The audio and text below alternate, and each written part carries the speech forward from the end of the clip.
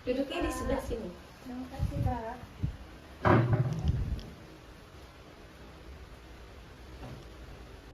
Halo, selamat siang. Siang, Kak. Benar dengan Mbak Nadia? Benar, Kak. Oke, sebelumnya udah konfirmasi melewati WA ya? Iya, Kak, sudah. Kalau boleh tahu, Mbak Nadia asalnya dari mana? Aku berasal dari Pesir Barat, Kak. Jauh juga ya. Iya, Kak, lumayan. Kira-kira berapa jam tuh kalau dari sana ke Bandar Lampung? 6 sama 8 jam sih, Kak, kalau naik travel. Oh, naik travel. Iya, Kak. Terus kalau di Bandar Lampung tinggalnya di mana? Aku ngekos sih, Kak, kalau di sini. Ngekos. Iya. Di daerah mana? Di belakang UIN, Kak. Oh, karena dekat dengan kampusnya ya? Iya. Oke, Nadia, saya di sini selaku konselor yang akan membantu Nadia menyelesaikan suatu permasalahan yang Nadia sedang alami. Nama saya di sini Rizkia. Nadia boleh manggil saya dengan sebutan Mbak atau Kak, senyamannya Nadia aja. Nadia sebelumnya udah pernah belum melakukan sesi konseling kayak gini? Belum sih, Kak, perdana ini. Oh, perdana. Iya, Kak. Oke, jadi di sini saya akan menjelaskan sedikit bahwa di konseling itu memiliki asas-asas. Yang pertama ada asas kerahasiaan. Jadi segala sesuatu yang kamu sampaikan di hari ini, di sesi ini, itu akan terjamin kerahasiaannya. Jadi nggak perlu khawatir, aku bakal cerita kemana-mana ke orang lain gitu. Yang kedua ada asas keterbukaan. Kamu di sini diminta untuk terbuka atas semua hal yang sedang Nadia alami, gitu. Jadi dimana kamu bisa menceritakan semuanya agar kita sama-sama bisa menyelesaikan masalah yang sedang Nadia alami, gitu. Dan yang terakhir itu ada asas kesukarelaan. Nadia datang ke sini tanpa adanya paksaan. Nadia datang ke sini dengan kesukarelaan dari diri sendiri gitu. Iya, Kak. Gimana Nadia? Apa udah jelas? Jelas, Kak. Oke, kalau begitu kita akan memasuki sesi konseling pada hari ini Nadia. Sebelumnya Mbak mau nanya kabar Nadia dulu. Gimana kabarnya Nadia hari ini? Agak stres sih, Kak. Akhir-akhir ini merasa kewalahan banget. Gitu. Saya senang banget kalau Nadia mau berbagi. Hari ini kita bisa coba pahami apa yang Nadia alami dan mencari solusi bersama. Kamu siap? Siap, Kak. Oke. Coba ceritakan apa yang sedang kamu alami akhir-akhir ini. Baik, Kak. Saya kesulitan membagi waktu antara kuliah dan organisasi, Kak. Tugas kuliah jadi keteteran karena banyak kegiatan organisasi, Kak. Kadang saya merasa bersalah gitu, Kak, kalau ninggalin organisasi. Tapi juga stres karena tugas perkuliahan, Kak, yang banyak menumpuk, Kak. Oke. Jadi tujuan Nadia datang ke sini itu untuk belajar mengelola waktu ya dengan lebih baik lagi dan mengurangi stres. Benar begitu? Iya, Kak, saya pingin tetap aktif di organisasi tanpa mengorbankan kuliah, Kak. Oke, itu tujuan yang bagus. Kita akan coba atasi langkah demi langkah ya, Nadia. Iya, Kak. Apa yang biasanya terlintas di pikiran Nadia ketika Nadia meninggalkan tugas kuliah untuk ikut kegiatan organisasi di luar? Saya mikirnya gini, Kak, kalau saya nggak ikut, saya nggak komitmen ya, Kak, atau nanti saya dianggap nggak loyal gitu, Kak. Terus kalau kamu ngelewatin kegiatan organisasi karena fokus kuliah gimana? Saya mikirnya gini, Kak, saya nggak ada anggap penting atau saya malahan dibilang egois banget, Kak. Gitu.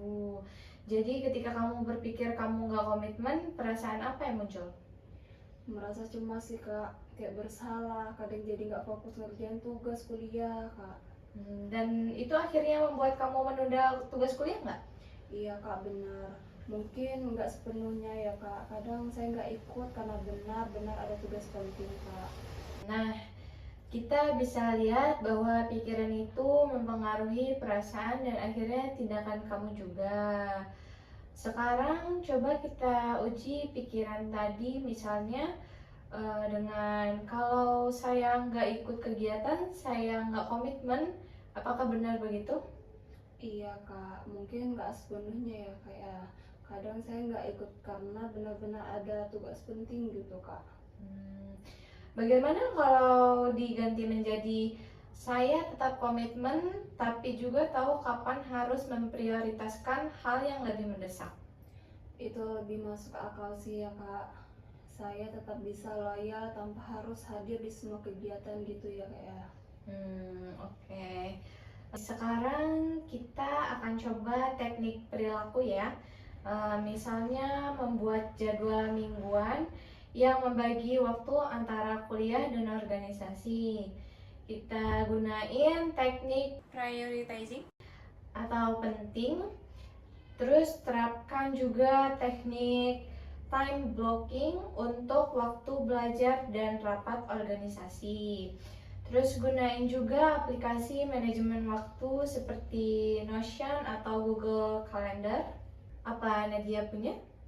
Wah, saya belum pernah bikin sih kak ya. Apa tadi kak? Time blocking kak ya. Iya, Iya, benar. bakalan saya buat sih kak. Terus bakalan saya coba juga di rumah kak. Oke. Untuk selanjutnya, untuk tugas di rumah, Nadia minggu ini dicoba ya yang tadi saya omongin. Iya, Buat benar, Kak. jadwal mingguan yang realistis, identifikasi satu pikiran negatif di setiap hari, lalu Nadia ubah ke versi yang lebih rasional lagi.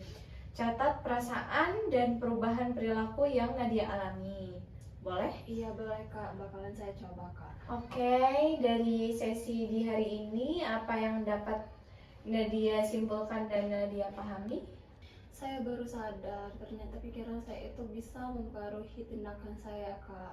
Dan saya bisa ubah cara mikir saya supaya nggak terus stres kak. Saya juga jadi termotivasi buat coba atur waktu lebih baik kak. Oke, Nadia sudah melakukan langkah awal yang sangat baik di hari ini. Nadia udah hadir di sini. Semoga dari sesi konseling hari ini Nadia mendapatkan perubahan yang lebih baik lagi ya. Kita bisa lanjutkan dan lihat perkembangan Nadia di sesi berikutnya. Tetap enjoy dan semangat ya Nadia, jangan dijadikan beban pikiran. Oke, terima kasih banyak ya kak. Sekarang saya merasa lebih tenang dan semoga dari ini saya bisa merubah pikiran negatif saya menjadi lebih positif atau lebih baik kak. Amin.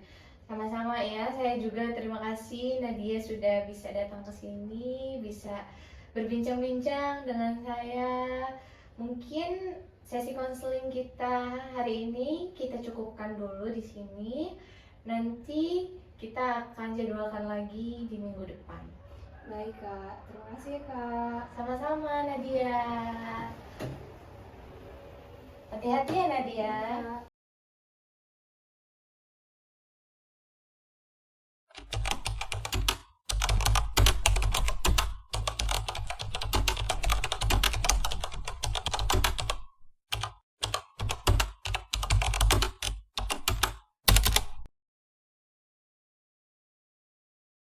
Sekian video dari kami. Jika ada kesalahan mohon maaf. Kami akhiri. Wassalamualaikum warahmatullahi wabarakatuh.